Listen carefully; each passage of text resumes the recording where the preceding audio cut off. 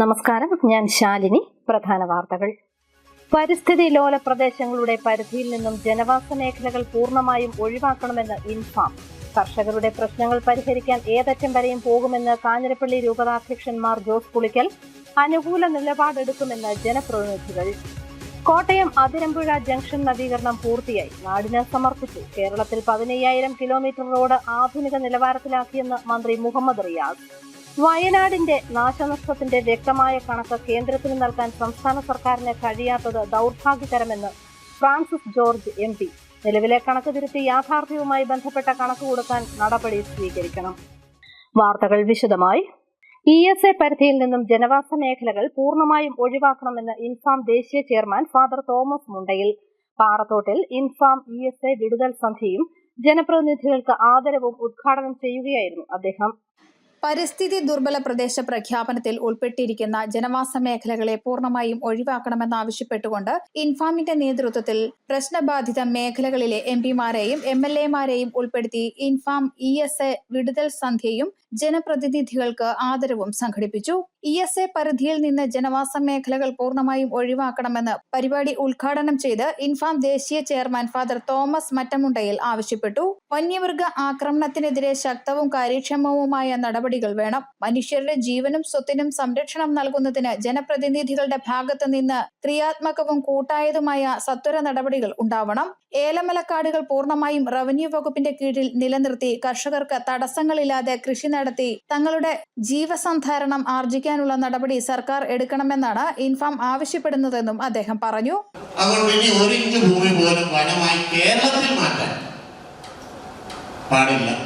ഞങ്ങൾ കർഷകർ തന്നെ വനം നട്ടുപിടിപ്പിക്കാം, ഞങ്ങൾ തന്നെ ഭൂമിയെ ഹരിതാഭമാക്കാം, ഞങ്ങൾ തന്നെ ഈ മണ്ണിനെ സംരക്ഷിക്കാം. പക്ഷേ ഇങ്ങനെ എല്ലാം മറ്റുള്ളവർക്കും വന്ന് വനം വകുപ്പിന്റെ ഒരു നീക്കത്തെ തീർച്ചയായും തിരിച്ചറിയണം. സർക്കാരിന്റെ പല ഡിപ്പാർട്ട്മെന്റുകളിൽപ്പെട്ട പല വകുപ്പുകളിൽപ്പെട്ട ഒന്നാണ് വനം വകുപ്പ്. മറ്റു വകുപ്പുകളുണ്ട്. ഒരു വകുപ്പിന്റെ കാര്യത്തിൽ വേറൊരു വകുപ്പ് കയറി ഇടപെടുകയും അവിടെയുള്ളവരെ പീഡിപ്പിക്കുകയും ചെയ്താൽ വീട്ടിലെ കാരണവർ എന്ന നിലയിൽ തെരഞ്ഞെടുക്കപ്പെട്ട മന്ത്രിമാര് വനം വകുപ്പിനോട് അടങ്ങിയിരിക്കാൻ പറയാൻ ബാധ്യസ്ഥരാണ്. അങ്ങനെ അവരുടെ അനിയന്ത്രിതമായ ഇടപെടലുകൾക്ക് തീർച്ചയായും ജനപ്രതിനിധികളായ നിങ്ങൾ ഉണ്ടാകണം. കർഷക സുരക്ഷയ്ക്ക് വേണ്ടി ഇൻഫാം ഏതറ്റം വരെയും പോകുമെന്ന് യോഗത്തിൽ സമാപന പ്രഭാഷണം നടത്തിയ കാഞ്ഞിരപ്പള്ളി രൂപതാധ്യക്ഷന്മാർ ജോസ് പുളിക്കൻ പറഞ്ഞു. ESA വിഷയത്തിൽ സർക്കാർ കൊടുത്ത പ്രൊപ്പോസൽ പുറത്തുവിടണമെന്നും തങ്ങളുടെ പ്രദേശങ്ങൾ ESA പരിധിയിൽ നിന്ന് ഒഴിവാക്കപ്പെട്ടിട്ടുണ്ടോ എന്ന് അറിയാൻ ജനങ്ങൾക്ക് അവകാശമുണ്ടെന്നും മാർ ജോസ് പുളിക്കൻ പറഞ്ഞു. യോഗത്തിൽ ഇൻഫാം സംസ്ഥാന ഡയറക്ടർ ഫാദർ ജോർജ് പൊട്ടക്കൽ അധ്യക്ഷത വഹിച്ചു. Chief whip doctor N Jayaraj, MPമാരായ Anto Antony, Jose K Mani, Francis George, Dean Kuriakose, MLAമാരായ വാഴൂർ സോമൻ, സെബാസ്റ്റ്യൻ കുളത്തുങ്കൽ എന്നിവർ പ്രസംഗിച്ചു. പ്രശ്നത്തിൽ കർഷകർക്ക് അനുകൂലമായ നിലപാടുകൾ കക്ഷി രാഷ്ട്രീയ ഭേദമന്യേ സ്വീകരിക്കുമെന്ന് ജനപ്രതിനിധികൾ ഉറപ്പു നൽകി. യോഗത്തിൽ ഇൻഫാം കാഞ്ഞിരപ്പള്ളി കാർഷിക ജില്ലാ president advocate Abraham Mathew Panthiruvelil, joint director father Albin Pulthakidiyil, ഇൻഫാമിന്റെ ദേശീയ, സംസ്ഥാന, ജില്ലാ, താലൂക്ക് ഭാരവാഹികൾ തുടങ്ങിയവർ പങ്കെടുത്തു. News bureau, Kanjirappally. ആഘോഷമായി കോട്ടയം അതിരമ്പുഴ ജംഗ്ഷൻ നവീകരണ പൂർത്തീകരണ ഉദ്ഘാടനം. പൊതുമരാമത്ത് വകുപ്പ് മന്ത്രി മുഹമ്മദ് റിയാസ് ഓൺലൈനായി ഉദ്ഘാടനം നിർവഹിച്ചു.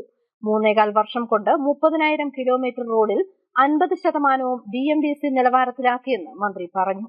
3.25 വർഷം കൊണ്ട് പൊതുമരാമത്ത് വകുപ്പിന്റെ കീഴിലുള്ള 30,000 കിലോമീറ്റർ റോഡിൽ 50% BMBC നിലവാരത്തിലാക്കിയെന്ന് പൊതുമരാമത്ത് ടൂറിസം വകുപ്പ് മന്ത്രി അഡ്വക്കേറ്റ് PA മുഹമ്മദ് റിയാസ്. നവീകരിച്ച അതിരമ്പുഴ ജംഗ്ഷന്റെയും അതിരമ്പുഴ ആട്ടുകാരൻ കവല റോഡിന്റെയും ഹോളി ക്രോസ് റോഡിന്റെയും പൂർത്തീകരണ ഉദ്ഘാടനം അതിരമ്പുഴ ജംഗ്ഷനിൽ നടന്ന ചടങ്ങിൽ ഓൺലൈനായി നിർവഹിക്കുകയായിരുന്നു മന്ത്രി. ഏറ്റുമാനൂർ നിയോജക മണ്ഡലത്തിലെ പശ്ചാത്തല സൗകര്യ വികസനത്തിൽ വലിയ നേട്ടമാണ് അതിരമ്പുഴ ജംഗ്ഷന്റെ നവീകരണം. കോട്ടയം മെഡിക്കൽ കോളേജ്, MG സർവകലാശാല, അതിരമ്പുഴ സെന്റ് മേരീസ് ഫൊറോന പള്ളി എന്നിവിടങ്ങളിലേക്കുള്ള പ്രധാന വഴിയിലെ അതിരമ്പുഴ ജംഗ്ഷന്റെ നവീകരണം ദീർഘനാളായി നാടിന്റെ ആവശ്യമായിരുന്നു. അതിരമ്പുഴ ജംഗ്ഷന്റെ വികസനം നാടിന്റെ മുഖച്ഛായ തന്നെ മാറ്റുമെന്നും മന്ത്രി PA മുഹമ്മദ് റിയാസ് പറഞ്ഞു. നല്ല റോഡുകളും പാലങ്ങളും കെട്ടിടങ്ങളും എല്ലാം നിർമ്മിക്കുകയും അവ പരിപാലിക്കുകയും ചെയ്യുക എന്ന ഉത്തരവാദിത്തമാണ് വകുപ്പ് ഇപ്പം നിർവഹിച്ചു വരുന്നത്. ഏറ്റുമാനൂർ നിയോജക മണ്ഡലത്തിലാണെങ്കിൽ ഒട്ടേറെ വികസന നിർദ്ദേശങ്ങളാണ് ബഹുമാനപ്പെട്ട മന്ത്രി ശ്രീ VN വാസവൻ മുന്നോട്ട് വെക്കുന്നത്. അദ്ദേഹം മുന്നോട്ട് വെച്ച എല്ലാ ക്രിയാത്മകമായ നിർദ്ദേശങ്ങൾക്കും പരിപൂർണ പിന്തുണ നൽകി പൊതുമരാമത്ത് ടൂറിസം വകുപ്പ് ഏറ്റുമാനൂർ ജനങ്ങൾക്കൊപ്പം ഉണ്ടാകും എന്നുള്ളതും പ്രത്യേകം അറിയിക്കുകയാണ്. സഹകരണ തുറമുഖ ദേവസ്വം വകുപ്പ് മന്ത്രി VN വാസവൻ അധ്യക്ഷനായി. ഈ സർക്കാർ അധികാരത്തിൽ വന്നപ്പോൾ ഏറ്റുമാനൂർ നിയോജക മണ്ഡലത്തിന്റെ വികസനത്തിനായി സംഘടിപ്പിച്ച ശില്പശാലയിൽ ഏറ്റവും ആദ്യം ഉയർന്നുവന്ന ആവശ്യങ്ങളിലൊന്ന് അതിരമ്പുഴ ജംഗ്ഷന്റെ നവീകരണമായിരുന്നു. 3 വർഷം പൂർത്തിയായപ്പോൾ അന്ന് ശില്പശാലയിൽ ഉയർന്നുവന്ന കാര്യങ്ങളിൽ 90% പൂർത്തീകരിക്കാനായെന്നും മന്ത്രി VN വാസവൻ പറഞ്ഞു. ഇപ്പോൾ ഈ ഉദ്ഘാടനത്തോടു കൂടി അന്ന് വികസന ശില്പശാലയിൽ തീരുമാനിച്ചിരുന്ന 90% കാര്യങ്ങളും നടപ്പാക്കി കഴിഞ്ഞിരിക്കുന്നു 3 വർഷം എത്തുമ്പോഴേക്ക് എന്ന കാര്യം അഭിമാനത്തോടെ പറയുകയാണ്. അതിരമ്പുഴ പഞ്ചായത്തിൽ ആവശ്യപ്പെട്ടിരുന്ന മിക്കവാറും കാര്യങ്ങൾ, പ്രത്യേകിച്ച് നിർമ്മാണ പ്രവർത്തനങ്ങളുമായി ബന്ധപ്പെട്ട ഏതാണ്ട് 95% കാര്യങ്ങളും പൂർത്തീകരിച്ചു കഴിഞ്ഞിരിക്കുന്നു. നമ്മുടെ ഈ അതിരമ്പുഴ ഗ്രാമപഞ്ചായത്തുമായി ബന്ധപ്പെട്ട PWD എല്ലാ റോഡുകളും BMBC നിലവാരത്തിൽ ഇതിനോടകം ചെയ്ത് പൂർത്തീകരിച്ചിരിക്കുന്നു എന്ന കാര്യവും ഇവിടെ സൂചിപ്പിക്കുകയാണ്. ആട്ടുകാരൻ കവലയിൽ നടന്ന ചടങ്ങിൽ നാട മുറിച്ച് മന്ത്രി റോഡ് നാടിന് സമർപ്പിച്ചു. തുടർന്ന് തുറന്ന ജീപ്പിൽ ഘോഷയാത്രയുടെയും വാദ്യമേളങ്ങളുടെയും അകമ്പടിയോടെ മന്ത്രിയും ജനപ്രതിനിധികളും ഉദ്ഘാടന വേദിയിലെത്തി. 6 മീറ്റർ വീതിയുണ്ടായിരുന്ന അതിരമ്പുഴ ജംഗ്ഷൻ ശരാശരി 18 മീറ്റർ വീതിയിലും 400 മീറ്റർ നീളത്തിലുമാണ് നവീകരിച്ചത്. 86 ഭൂവുടമകളിൽ നിന്നും സ്ഥലം വില നൽകി ഏറ്റെടുത്താണ് നവീകരണം പൂർത്തിയാക്കിയത്. 1.74 കോടി രൂപ നിർമ്മാണ പ്രവർത്തനങ്ങൾക്കും 7.6 കോടി രൂപ ഭൂമി ഏറ്റെടുക്കലിനും വകയിരുത്തിയിരുന്നു. യോഗത്തിൽ MPമാരായ advocate K Francis George, Jose K Mani, ജില്ലാ പഞ്ചായത്ത് പ്രസിഡന്റ് KV ബിന്ദു തുടങ്ങിയവർ പങ്കെടുത്തു. News bureau, Kottayam.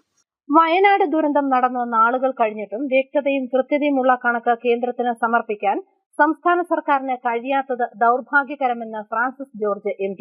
നിലവിലെ കണക്ക് തിരുത്തി യാഥാർത്ഥ്യവുമായി ബന്ധപ്പെട്ട കണക്ക് കൊടുക്കാൻ സംസ്ഥാന സർക്കാർ നടപടി സ്വീകരിക്കണമെന്നും ഫ്രാൻസിസ് ജോർജ് MP ആവശ്യപ്പെട്ടു. നമ്മൾ കേന്ദ്ര ഗവൺമെന്റിൽ നിന്ന് ഒരു സഹായം കിട്ടാൻ വേണ്ടി കണക്കുകൾ സമർപ്പിക്കുമ്പോൾ അത് എസ്റ്റിമേറ്റ് ആകട്ടെ, യഥാർത്ഥ കണക്കാകട്ടെ, അത് യാഥാർത്ഥ്യമായി പൊരുത്തപ്പെടുന്നതായിരിക്കണം.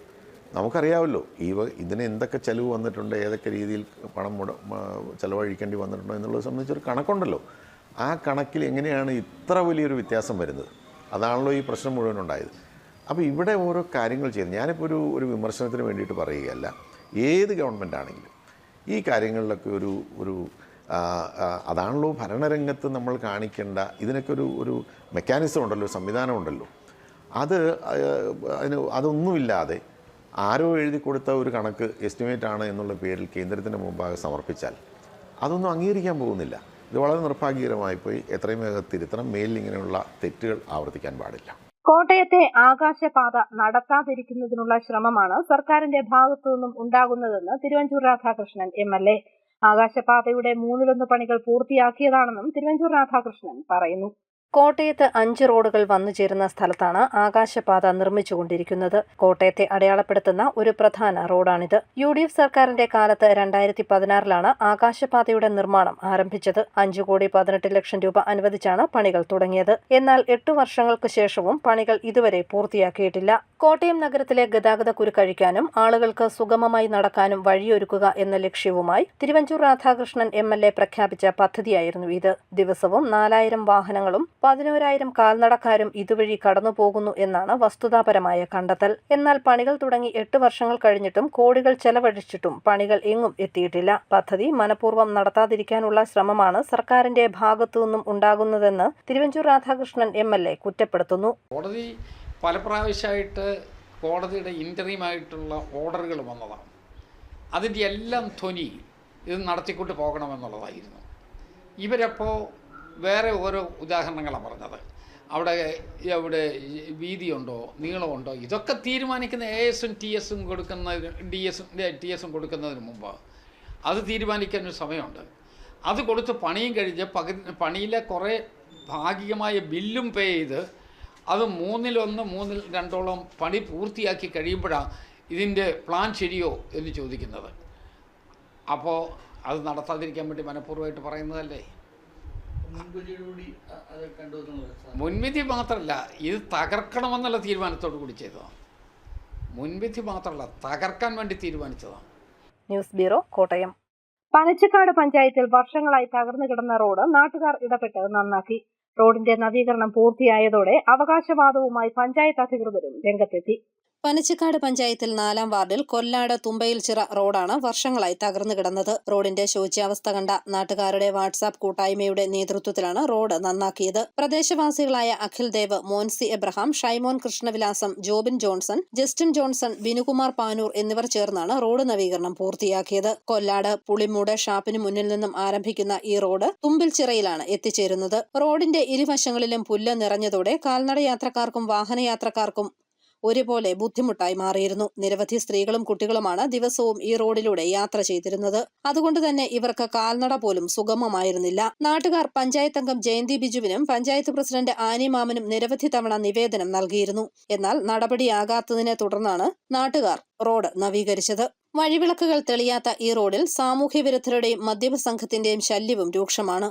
ഇതിനെതിരെ നാട്ടുകാർ പോലീസിലും പരാതി നൽകിയിട്ടുണ്ട്. നാട്ടുകാർ റോഡ് നവീകരിച്ചതിന് പിന്നാലെയാണ് റോഡ് നവീകരിച്ചത് തങ്ങളാണെന്ന അവകാശവാദവുമായി പഞ്ചായത്ത് അധികൃതരും രംഗത്തെത്തിയതായി നാട്ടുകാർ പറയുന്നത്. ഈ സാഹചര്യത്തിൽ അടുത്ത ഞായറാഴ്ച റോഡ് നവീകരണം പൂർത്തിയാക്കാനാണ് നാട്ടുകാരുടെ തീരുമാനം. News bureau, Kottayam. വയനാട് ദുരന്തബാധിതരെ സഹായിക്കാൻ കാനഡയിലെ തെരുവിൽ വയലിൻ വായിച്ച് കനേഡിയൻ പൗരൻ സമാഹരിച്ച് മുഖ്യമന്ത്രിയുടെ ദുരിതാശ്വാസ നിധിയിലേക്ക് നൽകിയത് 61,000 രൂപ. ദുരന്തത്തിന്റെ വിവരം എഴുതി പ്രദർശിപ്പിച്ച ശേഷമായിരുന്നു സാം ടി നൈനാൻ എന്ന 14-കാരൻ വയലിനുമായി തെരുവിലേക്ക് ഇറങ്ങിയത്. ഉരുൾപൊട്ടലിൽ തകർന്ന വയനാടിന് കാനഡയിൽ നിന്ന് ഒരു കൊച്ചു സഹായം. വയനാട് ദുരിതബാധിതരെ സഹായിക്കാൻ തെരുവിലാണ് സാം നൈനാൻ എന്ന 14-കാരൻ തന്റെ വയലിനുമായി ഇറങ്ങിച്ചെന്നത്. കാനഡയിലെ റിയാലിറ്റി ഷോയിലെ താരമാണ് വയലിനിസ്റ്റായ സാം ടി നൈനാൻ. കോട്ടയം തോട്ടയ്ക്കാട് സ്വദേശി ടാജു എ പുന്നൂസിന്റെയും സൂസൻ കോരയുടെയും മകനാണ് ഈ കനേഡിയൻ പൗരൻ. കാനഡയിലെ ഓഷ്വയിലാണ് താമസം. ദുരന്തത്തിന്റെ വിവരം എഴുതി പ്രദർശിപ്പിച്ച ശേഷമായിരുന്നു തെരുവിൽ വയലിൻ വായിച്ച് സാം ദുരിതാശ്വാസ നിധി സമാഹരിച്ചത്. 61,000 രൂപയാണ് സാം സമാഹരിച്ചത്. മികച്ച പ്രതികരണമാണ് കാനഡക്കാർ നൽകിയതെന്ന് സാം പറഞ്ഞു. Hello there. My name is Sam Nainan and I'm 15 years old. I live in Toronto, Canada with my parents since we moved 10 years ago. I have played violin for the past 7 years, and when I heard about the disaster in Wayanad at my home state of Kerala, I was sad and distressed about the devastation that the landslides brought. I want to bring awareness and raise funds to help the victims and decided to take my violin and play at the farmers market near my home here in Canada. I was able to raise around $265 at the market and in total $1,000, which is around 60,000 rupees, through my GoFundMe page. I send this to the Kerala Chief Minister's Distress Relief Fund. Stay safe and thank you. നാട്ടിലുള്ള മാതാവിന്റെ സഹോദരൻ advocate Tom കോര മുഖേനയാണ് മുഖ്യമന്ത്രിയുടെ ദുരിതാശ്വാസ നിധിയിലേക്ക് തുക കൈമാറിയത്. 2018 പ്രളയകാലത്തും സമാനമായ രീതിയിൽ സാം ദുരിതബാധിതരെ സഹായിക്കുവാൻ രംഗത്ത് വന്നിരുന്നു. News bureau, Kottayam. DMS Pampady മേഖലാ കമ്മിറ്റിയുടെ നേതൃത്വത്തിൽ വിശ്വകർമ്മ ദിനം തൊഴിലാളി ദിനമായി ആഘോഷിച്ചു. പൂരപ്പട പഞ്ചായത്തിൽ നടന്ന ആഘോഷത്തിൽ DMS ദേശീയ സമിതി അംഗം KK വിജയകുമാർ ഉദ്ഘാടനം ചെയ്ത് തൊഴിലാളി ദിന സന്ദേശം നൽകി. പാമ്പാടി മേഖലാ വൈസ് പ്രസിഡന്റ് വിനോദ് കുമാർ അധ്യക്ഷനായി. ജില്ലാ സെക്രട്ടറി ഉണ്ണി പള്ളിക്കത്തോട്, ഹരിപ്രസാദ് തുടങ്ങിയവർ പങ്കെടുത്തു. അഖില കേരള വിശ്വകർമ്മ മഹാസഭ മീനച്ചിൽ താലൂക്ക് യൂണിയന്റെ നേതൃത്വത്തിൽ വിശ്വകർമ്മ ദിനം ആഘോഷിച്ചു. വിശ്വകർമ്മ ദിന റാലിയിൽ 100 കണക്കിന് വിശ്വകർമ്മജർ പങ്കുചേർന്നു. അഖില കേരള വിശ്വകർമ്മ മഹാസഭ മീനച്ചിൽ താലൂക്ക് യൂണിയന്റെ നേതൃത്വത്തിൽ വിശ്വകർമ്മ ദിനം ആഘോഷിച്ചു. Vice president M. ജയൻ പതാക ഉയർത്തി. ചൊവ്വാഴ്ച ഉച്ചകഴിഞ്ഞ് പാല വെള്ളാപ്പാട്ട് വനദുർഗ ക്ഷേത്ര സന്നിധിയിൽ നിന്നും വർണ്ണാഭമായ വിശ്വകർമ്മ ദിന റാലി ആരംഭിച്ചു. യൂണിയൻ ഭാരവാഹികൾ നേതൃത്വം നൽകി. പൊതുസമ്മേളനം സംസ്ഥാന പ്രസിഡന്റ് VN ശശിധരൻ ഉദ്ഘാടനം ചെയ്തു. താലൂക്ക് യൂണിയൻ പ്രസിഡന്റ് അനിൽകുമാർ ആറുകാക്കൽ അധ്യക്ഷനായി. വിശ്വകർമ്മ കലാസമിതിയുടെ ഉദ്ഘാടനം ഫ്രാൻസിസ് ജോർജ് MP നിർവഹിച്ചു. മാണി സി കാപ്പൻ MLA-യും പാല മുനിസിപ്പൽ ചെയർമാൻ ഷാജു തുരുത്തനും ചേർന്ന് വിദ്യാഭ്യാസ അവാർഡുകൾ വിതരണം ചെയ്തു. മോൻസ് ജോസഫ് MLA പ്രതിഭാ പുരസ്കാരം നൽകി. അഡ്വക്കേറ്റ് സെബാസ്റ്റ്യൻ കുളത്തുങ്കൽ MLA മുൻകാല നേതാക്കളെ ആദരിച്ചു. UR മോഹനൻ, ഖജാൻജി MV ദിവാകരൻ തുടങ്ങിയവർ പ്രസംഗിച്ചു. മീനച്ചിൽ താലൂക്കിലെ വിവിധ ശാഖകളിൽ നിന്നായി 100 കണക്കിന് വിശ്വകർമ്മജർ പങ്കെടുത്തു. ന്യൂസ് ബ്യൂറോ, പാല. ലോക മുള ദിനത്തിൽ മുളയരി പായസം വെച്ച് ശ്രദ്ധ നേടുകയാണ് ഭരണങ്ങാനം സ്വദേശി ഔസേപ്പച്ചൻ. ഇടപ്പാടിക്ക് സമീപമാണ് ഇദ്ദേഹത്തിന്റെ മുളയരി പായസം കട. ഇന്ന് ലോക മുള ദിനം. വ്യത്യസ്തമായ മുളയരി പായസം തയ്യാറാക്കി ശ്രദ്ധയാകർഷിക്കുകയാണ് ഭരണങ്ങാനം അമ്പാറ നിരപ്പൽ സ്വദേശി ഔസേപ്പച്ചൻ കാഞ്ഞിരക്കാട്ട്. 40 വർഷത്തിൽ ഒരിക്കൽ മാത്രമാണ് മുളയരി പൂക്കുന്നത്. തലേദിവസം വെള്ളത്തിലിട്ട് കുതിർത്ത മുളയരി ഉപയോഗിച്ചാണ് പായസം ഉണ്ടാക്കുന്നത്. വെളുപ്പിനെ 3 മണിക്ക് ആരംഭിക്കുന്ന പായസം നിർമ്മാണം 10 മണിയോടെ അവസാനിക്കും. പാലാ ഭരണങ്ങാനം റോഡിൽ ഇടപ്പാടിക്ക് സമീപമാണ് ഈ വ്യത്യസ്തമായ പായസക്കട.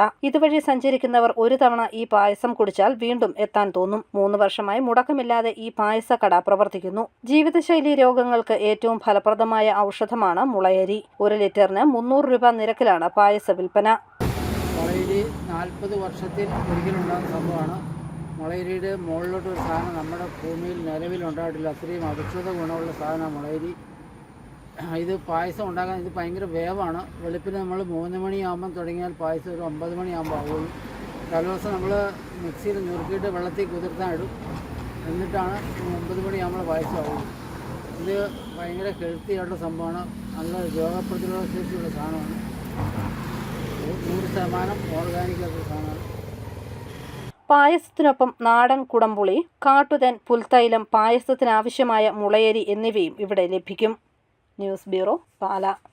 ഭരണങ്ങാനം പഞ്ചായത്തിന് പുതിയ ഭരണാധികാരി. പ്രസിഡന്റായി കോൺഗ്രസിലെ ബീന ടോമിയെ തെരഞ്ഞെടുത്തു.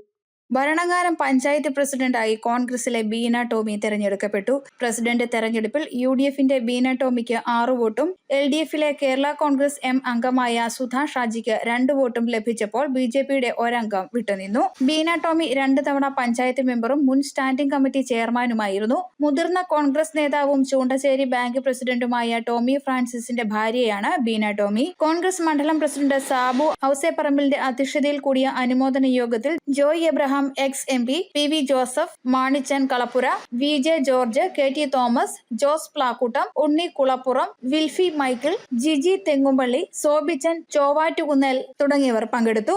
News bureau, Pala. പ്രധാന വാർത്തകൾ ഒരിക്കൽ കൂടി.